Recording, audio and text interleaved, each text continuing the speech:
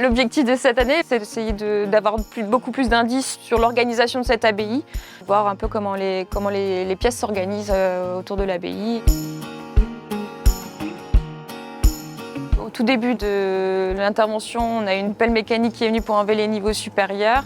On a ouvert du coup plusieurs sondages, pas seulement dans la continuité des pièces découvertes les autres années, mais aussi un peu à l'extérieur de l'abbaye pour voir un peu ce qui se passait aussi autour.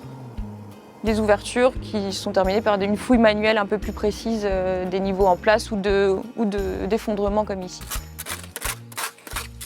À l'arrière de la pièce du réfectoire, donc bien connue avec les arcades, on a retrouvé des pierres tombales, donc sans doute un cimetière à une période donnée. Ensuite, plus au nord, on a eu la fin de cette grande salle qui est la plus ancienne et une autre pièce plus à l'ouest où on a peut-être découvert un angle du cloître de l'abbaye.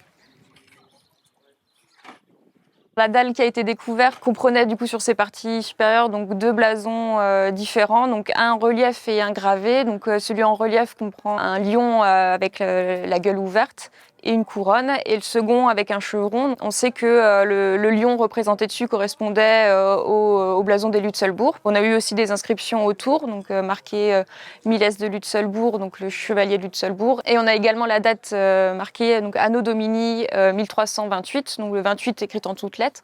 Et on sait qu'à cette date, donc en 1328, les Lutzelbourg sont les avoués de l'abbaye, donc les avoués, les protecteurs démoniales. Donc un élément très intéressant parce qu'on lit du coup ce qui est retrouvé aux archives, voilà les interprétations qu'on peut en avoir. Tout ça est lié directement avec ce qu'on va retrouver en archéologie dans les vestiges, quoi. De trouver une pierre tombale comme ça, avec autant de détails, c'est vrai que c'est une découverte majeure pour un archéologue en tout cas. Donc pour l'équipe, c'était aussi très impressionnant. Les sablières qui ont été découvertes et les autres pièces en bois aussi découvertes vont faire l'objet d'une datation dendrochronologique. Donc on a un dendrochronologue qui est venu sur le terrain faire des prélèvements. Die Fragestellung ist die, wie alt sind diese Mauer? Und diese Mauer wurden auf Balken gebaut und wir haben die Möglichkeit, über die Jahrringe diese Balken zu datieren. Und aus diesem Grund haben wir jetzt von diesen Balken Eichenbalken, das sind Eichenbalken, Proben entnommen. Wir nehmen diese Proben mit ins Labor, wir machen die Oberflächen sauber und sehen dann die Jahrringe. In einem weiteren Schritt messen wir die Breite von jedem einzelnen Jahrring. Und dieses Muster mit den verschiedenen Jahrringbreiten ordnen wir in eine Referenz ein, die wir haben hier für das Elsass. Wir schauen, wo diese Serie hineinpasst und wissen dann, wann der Baum gewachsen ist, der für diesen Balken verwendet wurde.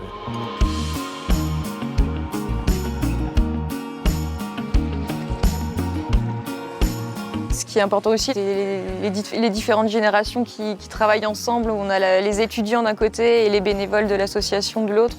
Il y a une très bonne ambiance. Ah bah super, on a une super ambiance sur place et très conviviale.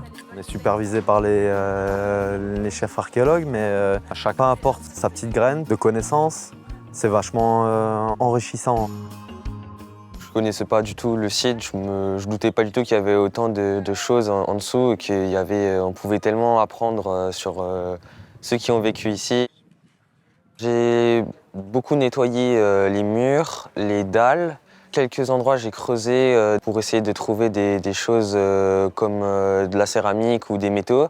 C'est un travail minutieux, il faut souvent repasser. Et quand on trouve quelque chose, on est vraiment content et on est content de le mettre dans le petit sachet, de le classer et ça nous aide à avancer.